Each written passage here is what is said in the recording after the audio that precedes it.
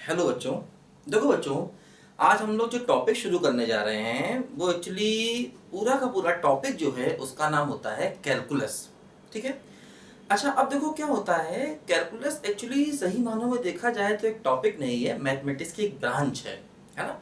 और ये कैलकुलस अभी यहाँ पर ट्वेल्थ में और उसके बाद आप समझिए कि जितने भी आगे आप पढ़ाई करेंगे, चाहे वो किसी फॉर्म में करें, चाहे आप इंजीनियरिंग करें, चाहे बीएससी करें, चाहे कोई भी आप कोर्स करें, कैलकुलस हर जगह बहुत इंपॉर्टेंट होता है ना। तो अब देखो ऐसा होता है, ये कैलकुलस ट्वेल्थ में भी इंपॉर्टेंट है और कैलकुलस आईआईटी एग्जाम के भी पॉइंट ऑफ व्यू से बहुत इंपॉर्टेंट है। एक्चुअली कैलकुलस में क्या होता है, कैलकुलस के खुद के क्वेश्चन तो पूछे ही जाते हैं एग्जाम में, साथ साथ कैलकुलस का दूसरे चैप्टर में बहुत यूज है ना। तो कैलकुलस जो है एक्चुअली मैथमेटिक्स की एक ब्रांच है और बहुत बड़ी ब्रांच है। अभी तो फिर भी हम लोग कम पढ़ेंगे, आगे चल के तो बहुत सारी कैलकुलस हमको पढ़नी है ना। और आईआईटी के पॉइंट ऑफ व्यू से ये कैलकुलस बहुत इंपॉर्टेंट है, ये बात हमें ध्यान रखनी है। देखो एक्चुअली क्या होता है, कैलकुलस मतलब अगर हम 12 क्लास की बात करें और आईआईटी की बात करें, तो ये मान लो आईआईटी में करीब करीब ये मान लो 25 से लेकर के 30% तक कैलकुलस के क्वेश्चन रहते हैं, किसी ना किसी फॉर्म में जरूर रहते हैं, नियर अबाउट 25 to 30%। और अगर हम क्लास 12 सीबीएसई बोर्ड की बात करें, तो सीबीएसई बोर्ड में आप ये समझ लीजिए करीब करीब 60 to 70% पोर्शन कैलकुलस का ही है ना। मतलब आईआईटी में near about 60 to 70% portion calculus का ही रहता है ना, अपने 12 क्लास में। और आईआईटी में ये वेटेज करीब 25 to 30% रहता है। ठीक है। तो आईआईटी का वेटेज करीब करीब 25 to 30% है और क्लास 12 का जो वेटेज है ये मान लीजिए करीब करीब 60 to 70% है कैलकुलस में। अब देखो कैलकुलस में बहुत सारे टॉपिक हैं, जैसे सबसे पहला टॉपिक आता है फंक्शंस, है ना। फिर आता है लिमिट, कंटिन्यूटी, डिफरेंशियबिलिटी, फिर आता है एप्लीकेशन ऑफ डेरिवेटिव्स, फिर आता है अपना इंटीग्रेशंस, है ना। फिर उसके बाद आता है एरिया ऑफ बाउंडेड रीजन, फिर आता है डिफरेंशियल इक्वेशन। ठीक है। तो कैलकुलस के बहुत सारे टॉपिक्स हैं। अब कैलकुलस में एक्चुअली क्या है, जो सबसे पहला टॉपिक होता है फंक्शंस, ये बहुत इंपॉर्टेंट होता है।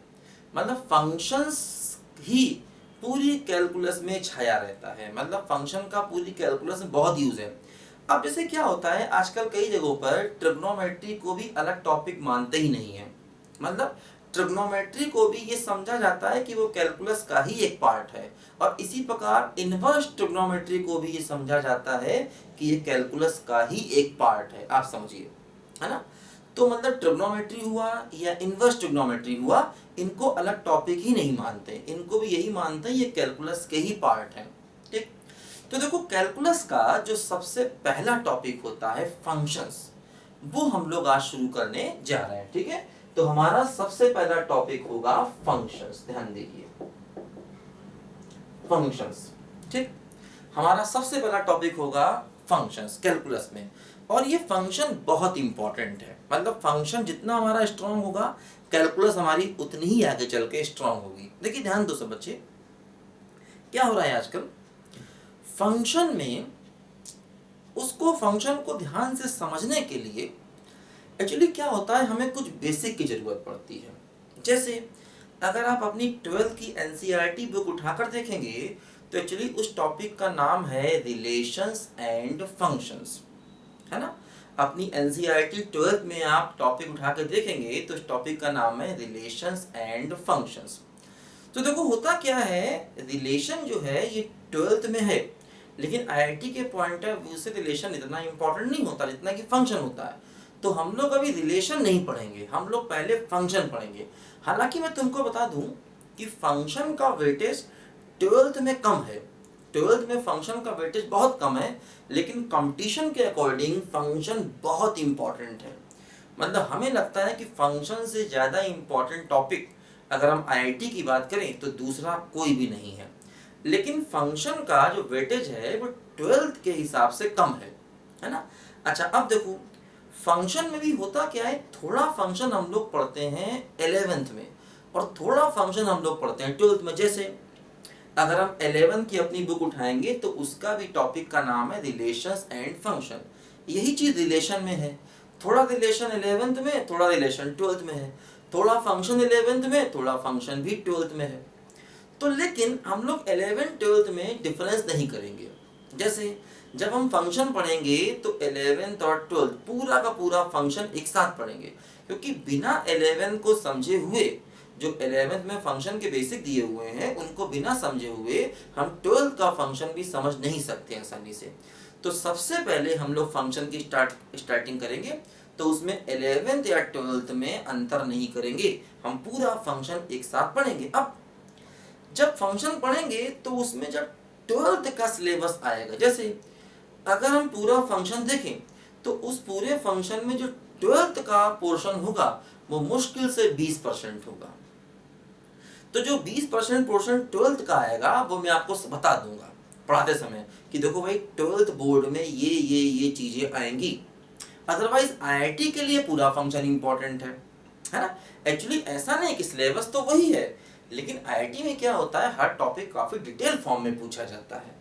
आप अगर सिलेबस लिखा हुआ देखेंगे, सिलेबस तो कम लिखा हुआ है, लेकिन आईआईटी में जो पूछते हैं उसी सिलेबस के टफ से टफ सवाल पूछते हैं। तो हम लोग पूरा फंक्शन यहाँ पर डिटेल से पढ़ेंगे, 12th भी पढ़ेंगे, 11th भी पढ़ेंगे और आईआईटी पढ़ेंगे, ठीक। तो जब वो 12th का पोर्शन हमारे सामने आएगा तो पढ़ाते पढ़ाते मैं बता दूंगा कि देखो इतना वाला पोर्शन 12th में है और ये सवाल एनसीईआरटी में दिए गए हैं, इन्हें आप करेंगे तो 12th का बोर्ड आपका निकल जाएगा। और पूरा फंक्शन हमें आईआईटी के लिए पढ़ना बहुत जरूरी है, ठीक। तो देखो अब जैसे फंक्शन को समझने के लिए थोड़ा सा रिलेशन हमको आना चाहिए, मतलब रिलेशन हम पूरा नहीं पढ़ रहे अभी, समझिए बात को।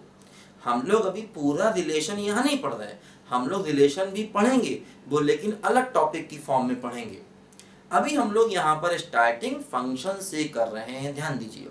लेकिन फंक्शन को समझने के लिए थोड़ा सा रिलेशन हमको आना चाहिए। अच्छा एक दिक्कत और है, रिलेशन को समझने के लिए थोड़ा सा हमको सेट भी आना चाहिए। हालांकि सेट आप लोगों ने 11th क्लास में पढ़ा होगा, अगर नहीं भी पढ़ा है तो परेशान मत होइए, मैं थोड़ा सा आपको यहाँ पर सेट और थोड़ा सा मैं आपको यहाँ पर रिलेशन समझा दूंगा, ध्यान देखिए, ठीक।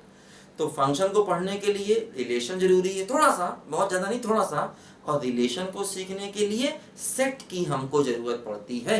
देखो ध्यान दो, तो हम स्टार्टिंग सेट से करते हैं। हालांकि सेट मैंने 11th में पूरा टॉपिक सेट अलग से पढ़ा हुआ है, तो पूरा यहाँ नहीं पढ़ेंगे ना, पूरा यहाँ रिलेशन पढ़ेंगे। रिलेशन को भी मैं अलग से डिटेल से आपको पढ़ाऊंगा, ध्यान रखिए, ठीक है। देखो ध्यान दो, सेट, सबसे पहले हम बात करते हैं सेट की। देखो सेट की बात करें, देखो सेट होता है well defined collection of different objects, है ना। सेट की डेफिनेशन क्या है, देखो well defined collection of different objects, है ना। Well defined collection of different objects, ये सेट का मतलब, ठीक। डिफरेंट का मतलब अलग अलग, ऑब्जेक्ट का मतलब वस्तुएं, चीजें मतलब कोई भी चीजें हो सकती हैं, जैसे पेन भी हो सकते हैं, ये पंखे भी हो सकते हैं, एसी भी हो सकते हैं ना, इंसान भी हो सकते हैं, है ना, अपना कुछ भी हो सकता। ऑब्जेक्ट का मतलब बुक्स भी हो सकती हैं, चेयर्स भी हो सकती हैं, टेबल्स भी हो सकती हैं, ठीक है, रसोई का सामान भी हो सकता, कुछ भी। ऑब्जेक्ट का मतलब कुछ भी, और डिफरेंट का मतलब अलग अलग, ठीक। अब देखो वेल डिफाइंड का मतलब होता है कि ऐसी चीजें जिनमें किसी को कोई कंफ्यूजन ना हो, मतलब ऐसी चीजें जिन पर सभी की राय एक जैसी हो, जिस पर सभी की ओपिनियन अलग अलग हो, है ना, उसको हम बोलते हैं वेल डिफाइंड कलेक्शन, ठीक है। कलेक्शन का मतलब कुछ चीजें इकट्ठा हो गई तो कलेक्शन हो गया, है ना। जैसे कई सारे हमने पेन ले लिए तो पेन का कलेक्शन, कई सारे हमने इंसान ले लिए तो इंसानों का कलेक्शन, कई सारी किताबें ले ली तो किताबों का कलेक्शन, ठीक। लेकिन ऐसा कलेक्शन वेल डिफाइंड कहलाता है जिस पर सब लोग एक मत हो, जब जिस पे सबकी ओपिनियन एक जैसी। जैसे मैं आपको एग्जांपल देता हूं, जैसे मान लो हमने कहा कि collection of fruits that are good in taste, यानी ऐसे फलों का कलेक्शन जो स्वाद में अच्छे हों। Collection of fruits that are good in taste, ऐसे फलों का कलेक्शन जो स्वाद में अच्छे हों। तो इस कलेक्शन पर सबकी राय अपनी अलग अलग होगी, किसी को कोई फल पसंद है, किसी को दूसरा फल पसंद है ना। तो इस पर सबकी राय एक जैसी नहीं होगी। कोई कहेगा भाई मुझे तो मैंगो पसंद है, कोई कहेगा भाई मुझे एप्पल पसंद है ना, कोई कहेगा मुझे भाई बनाना पसंद है।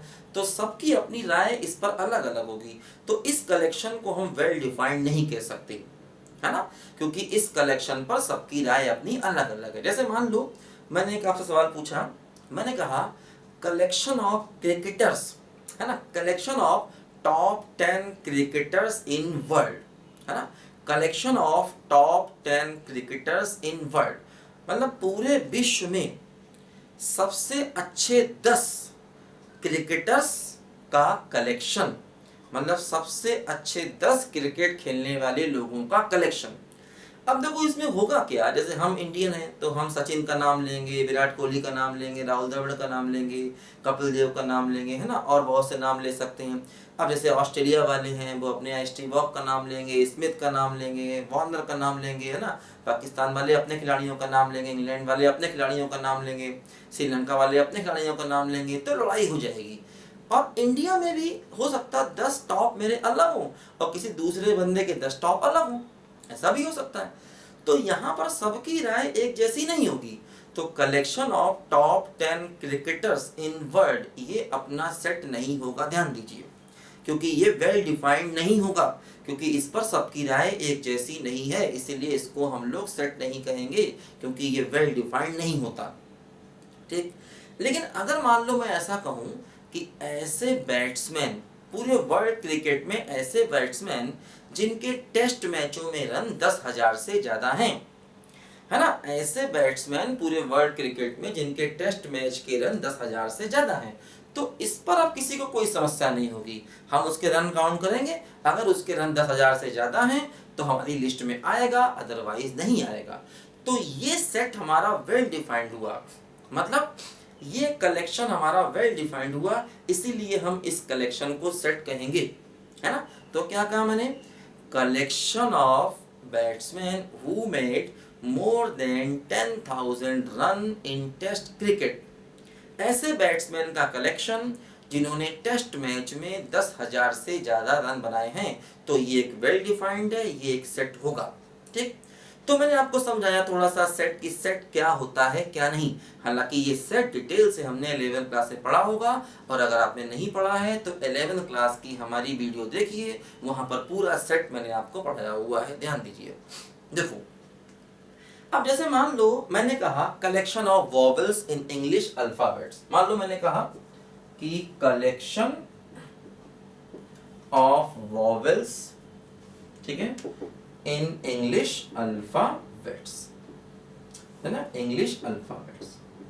तो देखो क्या हुआ बेटा कि इंग्लिश अल्फाबेट्स में वॉवेल्स का कलेक्शन, अब इस पर लोगों की राय अपनी अलग अलग तो नहीं है ना, इस पर सब लोग एक मत हैं कि भाई ए ई आई ओ यू ये इंग्लिश अल्फाबेट के वॉवेल्स होते हैं, इसका मतलब ये कलेक्शन वेल डिफाइंड है, इसीलिए इस कलेक्शन को हम लोग सेट कहेंगे, ध्यान दीजिए। ठीक बात है, तो मतलब ये जो मैंने कलेक्शन लिखा है ये एक प्रकार का सेट है। अब क्या होता है, देखो सेट को हम ऐसे लिखते हैं, है ना, A equal to A E I O U, है ना, पूरे सेट को हम कैपिटल लेटर से रिप्रेजेंट करते हैं और इस प्रकार के ब्रैकेट्स बनाते हैं। ये एलिमेंट्स आगे पीछे हो सकते हैं सेट में, ये नहीं कि पहले ए आएगा फिर ई आएगा, किसी को आगे लिखो किसी को पीछे लिखो, मतलब सेट में उनका प्लेस इंपॉर्टेंट नहीं है। इसको हम ऐसे भी लिख सकते हैं, हमारी मर्जी, हम कहीं भी कोई लिखें, आई ओ ए ई यू ऐसे भी कर सकते हैं, किसी को भी हम कहीं भी लिखें, ये हमारा सेट हो गया। ठीक, देखो जब हम सेट को इस तरीके से लिखते हैं, तो इस तरीके से जब हम सेट को लिखते हैं तो इसको हम लोग कहते हैं टेबुलर मेथड, है ना, टेबुलर मेथड, या इसी को रोस्टर मेथड भी कहा जाता है, रोस्टर मेथड, है ना। जब हम सेट को इस तरीके से लिखते हैं तो इस तरीके से लिखने को हम लोग कहते हैं रोस्टर मेथड, सेट को लिखने का ये तरीका। ठीक, अब देखो जैसे हमने ऊपर इसको लैंग्वेज फॉर्म में लिखा है, collection of vowels in English alphabet, तो ये भी सेट को लिखने का तरीका है, लैंग्वेज फॉर्म में बोल दें, भाषा में बोल दें, अब भाषा इंग्लिश हो सकती, हिंदी हो सकती, फर्क नहीं पड़ता। ठीक, तो इस तरीके से जब हम सेट को लिखते हैं तो इसको कहा जाता है डिस्क्रिप्शन मेथड, है ना, डिस्क्रिप्शन मेथड इसको हम लोग कहते हैं। इस तरीके से जब हम लैंग्वेज फॉर्म में लिखते हैं और इस तरीके से ब्रैकेट लगाकर लिखते हैं तो इसको हम कहते हैं टेबुलर मेथड। अब देखो इसी सेट को हम ऐसे भी लिख सकते हैं a equal to x such that x is vowel of English alphabet, है ना, इंग्लिश अल्फाबेट ऐसे। अब देखो हमने क्या किया, जैसे यहाँ पर बताया था कि हमें क्या क्या चाहिए, ए चाहिए, ई चाहिए, है ना, आई चाहिए, ओ चाहिए, यू चाहिए, है ना, लेकिन यहाँ हमने क्लियर नहीं बताया क्या चाहिए, अपनी बात को उसकी प्रॉपर्टी के बेस पर लिखा। मतलब हमने एक एलिमेंट लिखा, सच दैट करके ये बताया आखिर उस एलिमेंट की प्रॉपर्टी क्या है हर बार, है ना। तो इस तरीके से अगर हम सेट को लिखते हैं तो इसको कहते हैं सेट बिल्डर मेथड, है ना, सेट बिल्डर मेथड, या इसी को हम प्रॉपर्टी मेथड भी कहते हैं, प्रॉपर्टी मेथड या सेट बिल्डर मेथड भी इसी को हम बोलते हैं। तो इसमें क्या करते हैं, एक एलिमेंट लिखते हैं, सच दैट का सिंबल लगाते हैं और ये बताते हैं आखिर उस एलिमेंट की प्रॉपर्टी क्या है। तो प्रॉपर्टी क्या है कि x is vowel of English alphabet, x क्या है बोलो, इंग्लिश अल्फाबेट का एक वॉवेल है, तो ये उसकी प्रॉपर्टी है। इसको हम प्रॉपर्टी मेथड या सेट बिल्डर मेथड भी बोलते हैं ना। तो सेट को लिखने के ये तीन तरीके हमारे पास होते हैं और मैंने बताया आपको ये सेट डिटेल से मैंने पढ़ाया हुआ आपको 11 क्लास में। हमने थोड़ा सा सेट समझा क्योंकि इसके बिना हम रिलेशन नहीं समझ सकते और रिलेशन के बिना फंक्शन नहीं समझ सकते, ठीक। तो थोड़ा सा हमने सेट समझा, थोड़ा सा अभी हम लोग रिलेशन भी समझेंगे, ध्यान दीजिए, ठीक। इसको नोट करेंगे सब बच्चे जल्दी से पहले।